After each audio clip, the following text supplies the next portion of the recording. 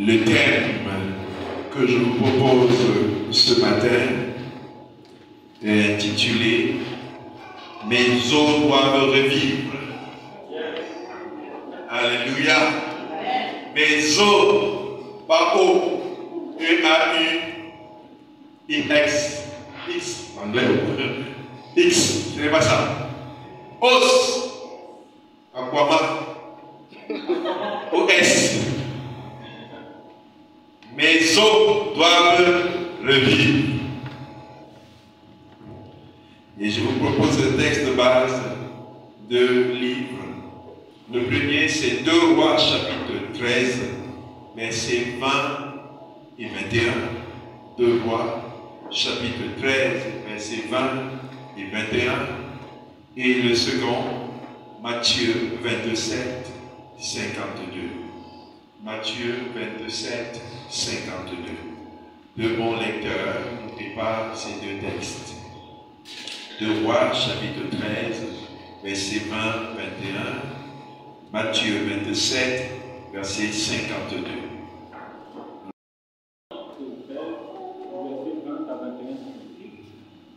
Élisée mourut et on l'enterra. L'année suivante, des troupes des Moabites pénétrèrent dans le pays.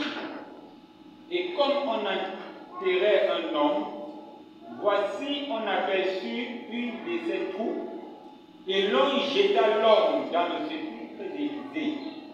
L'homme alla toucher les os d'Élisée, et il reprit vie et se leva sur ses pieds. Alléluia. Les sépulcres s'ouvrirent et plusieurs corps des saints qui étaient morts ressuscitèrent. Amen. Le contexte de ce livre que nous lisons, je le situe un peu pour que on s'imagine à peu près. Au moment où ce texte est raconté en Israël, Israël n'est plus un peuple, c'est 2 nations. Quand vous avez étudié le livre de Roi, vous le verrez. Il y aura donc la nation de Juda, qui vont donner les Juifs. Il y a la nation d'Israël. Donc, on dira Israël du Nord, Israël du Sud. Et donc, ils sont divisés et ils étaient en paix du côté d'Israël pendant que Juda l'était. Et donc, les ennemis les ont attaqués. Ils n'étaient donc pas dans un état de stabilité. Il y avait le trouble dans ce coin du pays. Et comme le livre de 2 Rois nous dit, Élisée, le prophète, était mort. Le serviteur de Dieu était mort. Et il faut noter qu'il y avait des rois qui se succédaient en menant le peuple à s'éloigner de Dieu. Donc il n'y avait pas de stabilité en termes de paix sociale. Il y avait même été la conséquence de l'instabilité sur le plan spirituel. Alléluia. Comme le Psaume de le dit, pour se créer sur le plan spirituel. Si vous gagnez la bataille sur le plan spirituel, le physique suit. Car il n'y a pas une seule chose dans le monde qui existe sans être passé par le processus de création spirituelle. Un coup de poing vient de la pensée, un coup de poing. Une voiture naît de la pensée d'une voiture. Rien ne se crée sans passer par une création spirituelle. Si tu gagnes le combat sur le plan spirituel, tu le gagneras physiquement. Alléluia. Donc, le serviteur de Dieu, Élisée, est mort. La Bible dit qu'il mourut et on l'enterra. Il avait 1 an dans le tombeau, sépulcre. 1 an. Et on nous dit que des troupes de Moabites pénétraient dans le pays pour attaquer le peuple de Dieu. Et comme on enterrait un homme, on portait son corps. On était en train de l'amener pour l'ensevelir. Amen. C'est tellement en pleurant. C'est tellement en se lamentant. On portait son corps pour l'enterrement. Ils ont fait quelque chose. Ils ont aperçu les troupes. Parce que vous êtes assiégés. Et les gens vous attaquent de part et d'autre. Les troupes de Moabit sont rentrées dans le pays. Une attaque adverse. Pris de panique, la Bible nous dit que l'on jeta dans le sépulcre l'homme en pied question, dans le sépulcre de qui? D'Élisée. Peu de panique.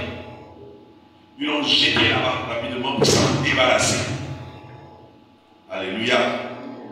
Et l'homme alla toucher les os d'Élisée. Parce qu'il était déjà mort, il avait pourri. Il toucha les os d'Élisée. Il avait dit quoi? Le gars a touché, il s'est réveillé. Le mort revit. C'est extraordinaire. Mais ton silence m'embête. Je crois que tu allais être saillant de joie. Ça, c'est un miracle. Un processus extraordinaire. Les gens sont en train de se lamenter sur son cas. Oh, le pauvre, combien il était bon.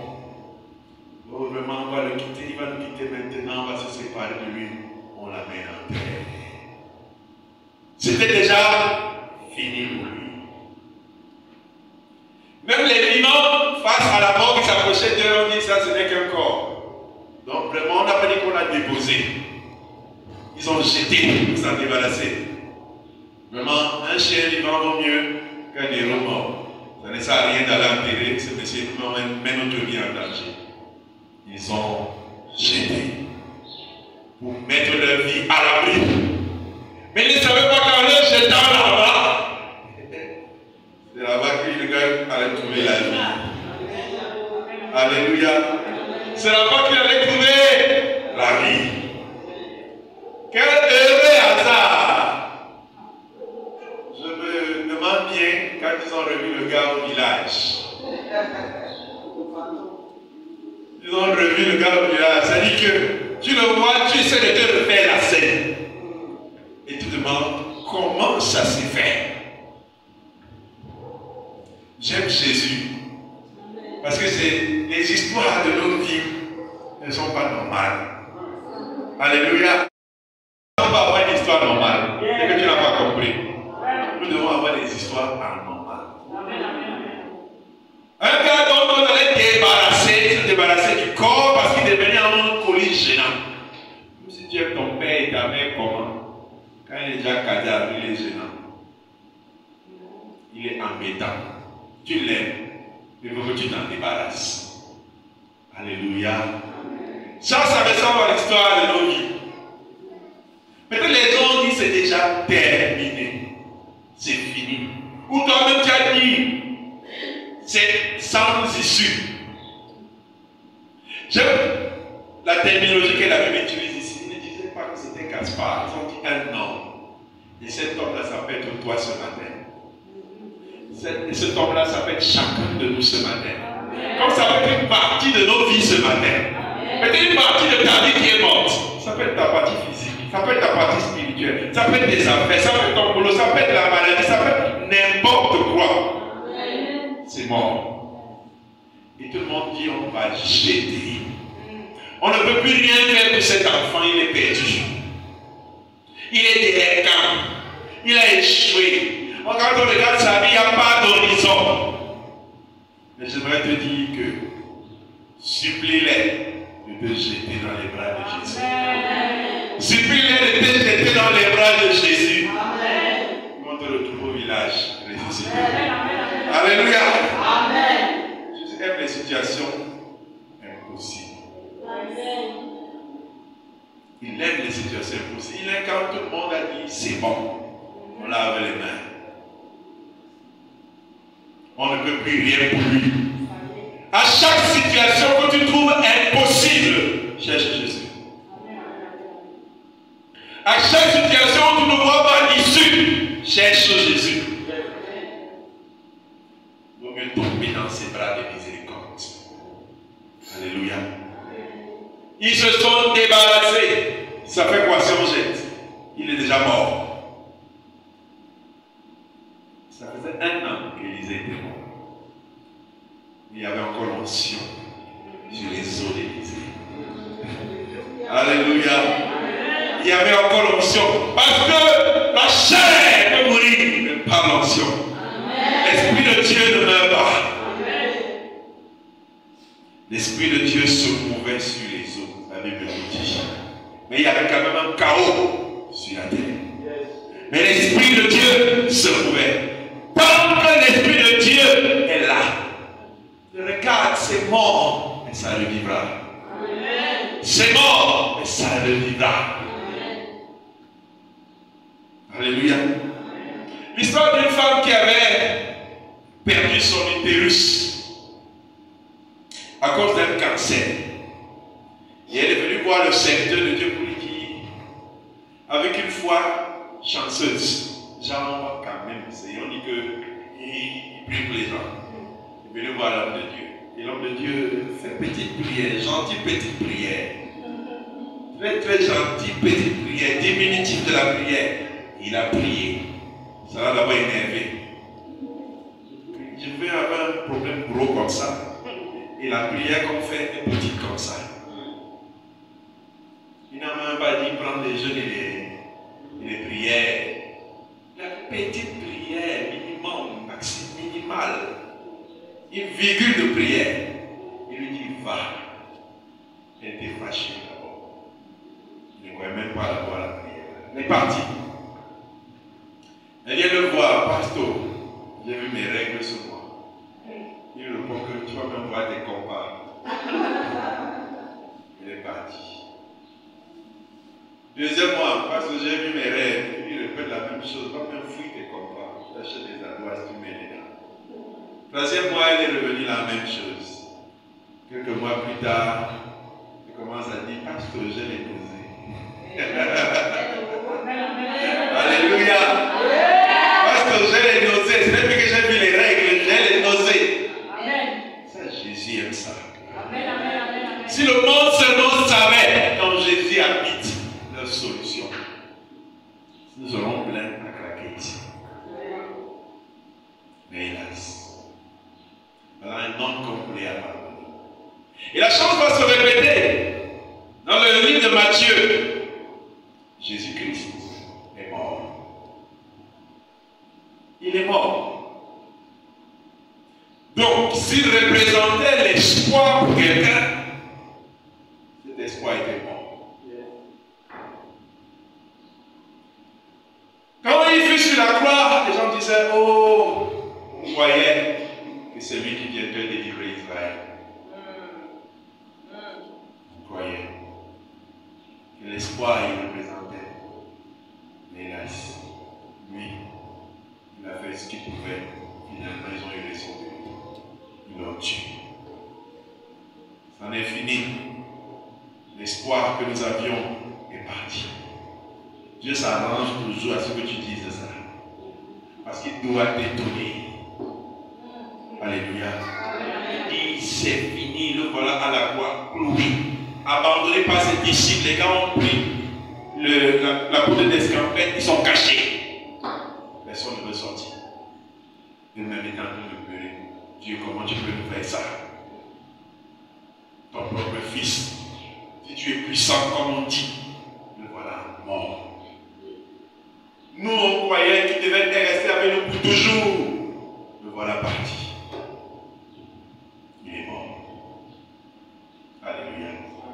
Dieu aime les belles histoires. Il n'y a pas d'histoire avec Dieu sans qu'il y ait des situations tragiques. Si Dieu marchait avec Dieu, il faut avoir le cœur sur la main. Parce que ça peut tomber de temps en temps. Il va te laisser arriver jusqu'à la limite. Et c'est là qu'il vient. Jusqu'à la limite. Il veut que tous ceux qui ont encore à dire disent. Parce qu'il ne faut pas qu'ils disent après lui. Donc il faut qu'ils disent tout ce qu'ils ont à dire. Qu'ils essaient tout ce qu'ils ont essayé. Parce que Dieu ne doit pas faire comme un homme. Il ne doit surtout jamais faire comme un homme. C'est pour ça qu'il te poussera jusqu'à la limite. Jusqu'à la limite. Et là, quand tu sortiras, tu comprendras que Dieu est Dieu. Job disait que je sais que mon Rédempteur est vivant. Il se lèvera le premier, c'est ça? Le deuxième, le troisième, le dernier. Il sera suite de se lever le dernier. il a compris en disant, les oreilles, on a entendu parler de toi, c'était dans mes yeux. Amen. Tu ne peux pas voir Dieu quand c'est normal. Tu peux l'entendre. Les gens t'ont dit, ce Dieu est merveilleux, et toi aussi tu vas entendre. Non, Dieu ne veut pas que tu entendes. Il faut que tu vois. Alléluia. Est-ce que tu es prêt à voir? Accepte ce qui t'emporte auprès des limites. Mais quand c'était déjà fini, le dernier souffle là. Parce que même pas, on ne peut pas laisser que le dernier souffle parte. Comme Jésus lui-même, Dieu a laissé qu'il meure. Alléluia. Mais pendant que les vivants étaient en train de se lamenter, les morts étaient en train de se réjouir. La Bible dit que quand Jésus est entré dans le tombeau, quand il est arrivé au séjour des morts, qu'est-ce qui s'est passé? Les morts ont ressuscité. Alléluia. Les morts ont ressuscité. Un mort entre les morts, il fait ressusciter les morts. Ce n'est pas un mort ordinaire. Amen. Même les morts disent que, toi tu viens faire quoi ici? Comment la vie vient là, il y a la mort. Quand la vie touche la mort, les morts ressuscitent. Jésus, c'est la vie. Il a dit, je suis le chemin, la vérité et la vie. Il n'y a pas de situation incurable. Il n'y a pas de situation qui dépasse Dieu. Et j'aime ça, on l'a répété ce matin. Ceux qui sont fatigués, chargés. C'est la condition. Le maître n'entre en action que quand tu es fatigué, il charge. Quand tu ne l'es pas encore, je te conseille, débrouille-toi. Bats-toi. Fais tout ce que tu peux.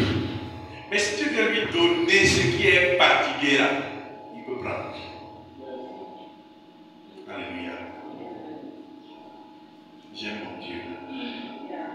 Le Dieu des situations impossibles. Le Dieu des cas désespérés. Ce n'est pas que toi, ce n'est pas que ceux qui sont autour de toi qui trouvent que tu es désespéré. Toi-même, tu as souvent pitié de toi. Dieu est pauvre de moi. Il est mental de ça. Pauvre de toi. Alléluia. L'Esprit de Dieu ne meurt pas. Tu peux voir les ténèbres sur les eaux. Les gens peuvent dire c'est terminé. Tu peux regarder à ton âge et te dire c'en est fini. Je parle de travail. Dieu me promet un avenir sûr. Même s'il me donnait ça, je vais travailler combien d'années pour parvenir à la richesse là. Je vais avoir un enfant. Je vais vivre avec lui combien d'années pour m'en réjouir. L'histoire de Anne Poupa. Anatolie Samuel. Il lui a donné 17 autres. Alléluia. Dieu ne frappe jamais les gens. Il ne vole jamais. Il n'escroque jamais. Alléluia. La veuve de Sarepta est venue à rencontrer le prophète. Le prophète lui dit, donne-moi à manger. Le Dieu des situations bizarres. Il dit au prophète, va à Sarepta, on va te nourrir là-bas. En temps de sécheresse, il dit, on va te nourrir là-bas. Est-ce que même tu es conscient, Seigneur, tu connais même l'écologie, la géographie, la climatologie. Là-bas, c'est un pays où il n'y a pas la pluie depuis combien d'années? 3 ans, 6 mois. Il ne pleut pas. La terre a séché. C'est au point que les gens se mangent. C'est-à-dire que pour survivre, on attend quelqu'un, on mange. La sécheresse est tellement profonde là-bas. Il dit que va là-bas, il ne sera pas qu'on va te nourrir. J'ai ordonné à une veuve de te nourrir. Et là, voilà qu'il se présente devant la veuve et dit, donne-moi à manger. Elle lui répond, j'ai rien à te donner. Ce qui reste là, c'est mon fils et moi. Enfin, que nous mangeons et pas que nous vivions ensuite, mais que nous mourions. Le prophète pouvait se demander, est-ce que je ne me suis pas trompé de veuve? C'est peut-être pas la veuve, c'est une veuve peut-être qui a beaucoup d'argent. C'est peut-être une veuve des palais. C'est peut-être une veuve amie de roi. Mais ce n'est pas pour cette question, parce qu'il avait l'Esprit de Dieu. Il avait l'orientation divine. Il dit à la veuve, il n'y a pas de souci. Mon Dieu n'est pas un escroc. Pas les faux pasteurs là dehors qui spolient les chrétiens. Fais-moi manger. Et ensuite tu feras mon fils. Je n'ai pas dit de tout me donner. Mais fais pour moi d'abord. C'est-à-dire honore Dieu d'abord. Mets d'abord pour Dieu à côté. Réserve pour le Seigneur. Ensuite tu mangeras. Quand il dit que tu mangeras, ça signifie que mon Dieu, voilà. Alléluia. C'est ce qu'elle fit. Il a fait l'homme de Dieu. Et l'homme de Dieu lui a dit, maintenant que tu obéis, sache que la farine et l'huile ne manqueront jamais chez toi. Alléluia. La dame a certainement regardé l'homme de Dieu d'une manière bizarre. Elle pouvait dire, espèce d'escroc, tu as déjà mangé, non? Tu racontes des balivères. Comment la farine et l'huile m'ont fait ne pas finir chez moi. Je vais aller voler. La dame a dit, ok, homme de Dieu. Il dit, va chez toutes tes voisines. En temps de sécheresse, les mamies sont vides. Donc il y a les récipients disponibles. Alléluia. Dieu est tellement coordonné. Et elle serait rentrée chez les voisines en temps d'abondance. Elle dit, je veux la bassine. Qu'elle va lui dire, c'est occupé, c'est plein de nourriture, j'ai mis en réserve. Mais Dieu savait qu'à ce moment-là, tout le monde va te donner la bassine. Parce qu'il n'y a rien dans les maisons. Alléluia. Elle est allée. Ils vont la bassine. Il ensuite ferme la porte. Elle commence à baisser. Elle baisse. Elle baisse. Un petit flacon comme ça. Elle baisse, elle remplit un fût. 2 fûts. 3 fûts. 4 fûts. 5 fûts. Jusqu'à ce que ça finisse. Les fûts finissent, lui s'arrête. Ça c'est Dieu. Alléluia. Si tu n'es pas un peu fou, sache que tu ne vas pas marcher avec lui. Alléluia.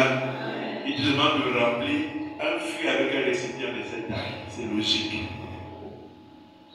C'est logique. Et ça c'est Dieu. Alléluia.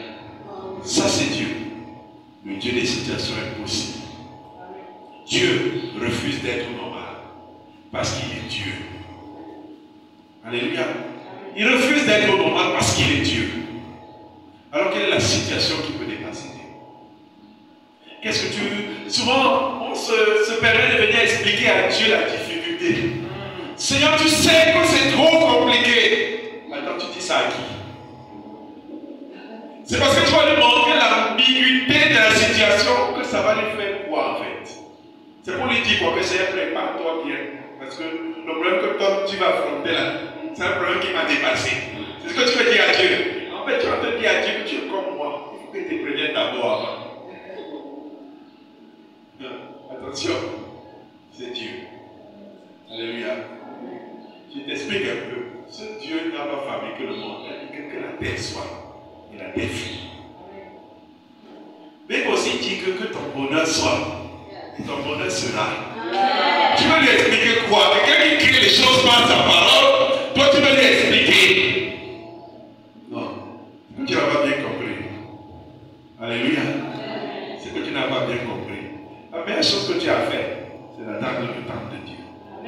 Ce n'est pas que les situations les dépassent. Alléluia.